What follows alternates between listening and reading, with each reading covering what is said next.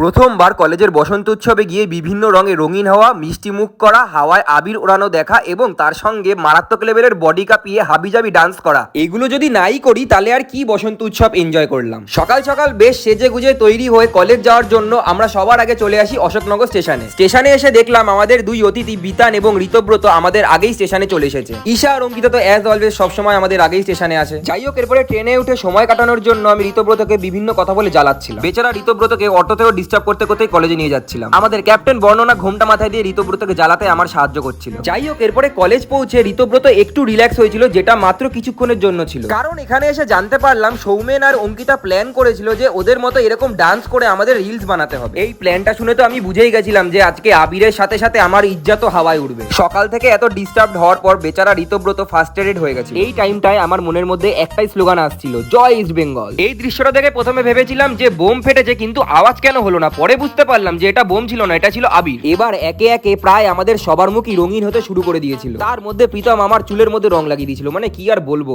এরপরে চলে গেছিলাম আমাদের সিনিয়র প্রত্যুষদাকে রং মাখানোর জন্য, কিন্তু গিয়ে তো দেখলাম মুখে কোনো ফাঁকা জায়গা বাঁচেইনি, যার জন্য আমি প্রথমে প্রত্যুষদাকে চিনতেও পারছিলাম না। এরপরে একটু হালকা হালকা ঠান্ডা এবং ভারী পরিমাণের মিষ্টি খাওয়ার পর গুল্লু আর প্রীতম তো ডান্স শুরু করে দিয়েছিল, একদম ওড়না ধরে টানাটানি ডান্স যাকে বলে। হঠাৎ করে পিছনে ঘুরে দেখলাম হাওয়ায় বেশ সুন্দর আবির ওড়ানো হচ্ছে। আবিরের থেকে ইন্সপায়ার হয়ে আমাদের উড়তে উড়তে ডান্স করার ইচ্ছা হচ্ছিল, কিন্তু সেটা তো আর সম্ভব না, তাই আর কি লাফিয়ে লাফিয়ে ডান্স করছিলাম। পুরো কলেজের হাওয়ায় রং ছড়িয়ে গেছিল, যেটা দেখতে আর কি দারুণ লাগছিল। নাচানাচি করে এবং প্রায় অনেক কিলো আবির খেয়ে সবাই হাঁপিয়ে গেছিল, তাই আর কি ক্লাসরুমে এসে একটু রেস্ট নিচ্ছিল। রেস্টের পর আমরা কয়েকজন ওড়না দুলিয়ে নাচ করে কলেজ থেকে বেরিয়ে পড়েছিলাম বাড়ি যাওয়ার উদ্দেশ্যে। আমাদের এরকম রং মাখা অবস্থায় যে অটো কাকু আমাদের অটোতে তুলেছে, এটাই অনেক বড় কথা। যাই হোক, এরপরে ক্যাপ্টেন বর্ণনাকে টাটা দেওয়ার পর ঋতব্রত অদিতির কাছে খেলো উদুম মার। কেন যে ঋতব্রত মার খাওয়ার মতো কাজগুলো করে কে জানে। এরপরে আমরাও স্টেশনে নেমে বাড়ি চলে গেছিলাম। তো দেখা হচ্ছে নেক্সট ব্লগে। Tata, goodbye, love you, see you.